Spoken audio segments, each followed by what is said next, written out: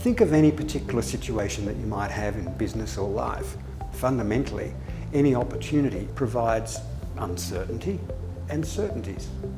So scenario planning is a way of pulling that out and starting to think clearly around the options that you might have available.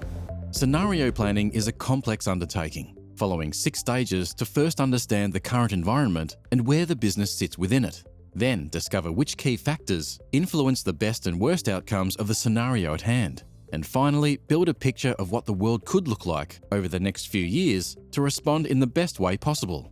The first step is conducting a company analysis, breaking down what we stand for, our values, our leadership mechanisms, and the virtuous circle of how the business operates and grows.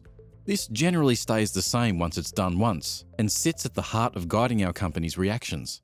We've done it before, we sort of practiced it, we knew how to do it. We didn't have to build a virtuous circle, we didn't have to get to know the company, which is what we had to do before. So we were able to jump a number of steps. From there, we look at the situation at hand. Through scanning news updates, industry and government reports, and anecdotal evidence, we build a picture of what is going on politically, socially and economically, and start to get an idea of what areas we need to focus in on. To solidify this vision, we develop polar outcomes, and from a large collection of these, choose the 2 factors which are the most uncertain, yet have the highest impact. In the case of COVID-19 for the property industry, those factors were public health impact and economic impact. It was just very apparent what the axes would be. And as it turned out, we weren't the only people doing it. So McKinsey and various other companies were talking of scenario planning. There was articles on it, and they had the exact same axis because it was kind of obvious. Using these factors as our 2 axes, we create a matrix, resulting in 4 possible worlds.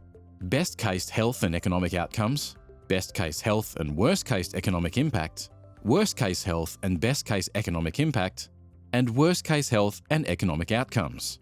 These are our end states projected out over 2 to 3 years, one of which will become the closest to our real world. You know, there were a lot of businesses and a lot of business leaders who panicked around different aspects of their sort of business. And I think we realised that in almost every scenario there were a range of interesting opportunities, and it just made people very business-like about knuckling down and getting on. It's a good starting point to visualise this, but from here the real work begins to gain some kind of foresight into which world we are entering. In each corner, we develop best and worst case outcomes for a whole range of factors, creating a complex and interconnected network of factors that we will continue to track, adjust and shape over the months to come. Obviously, in busy corporations, there's a real desire to sort of compress this. We did it over a very extended period of time, and I think that added a lot to the process. The power of scenario planning is not just understanding what might happen to the world, it's in the mental and logistical preparation we can have for any one of those worlds. While we can't be sure exactly which world we are in, or which one we will finally land in, we can develop responses to all 4 far in advance. In reality, the real-world situation will shift between our 4 worlds rather than staying put in one. But in all cases, we can respond immediately. I think there's a real danger here that you can come up with a kind of false assessment in saying the actual outcome as it played out never quite mapped onto any one of the 4 worlds perfectly, hence by definition we got it wrong.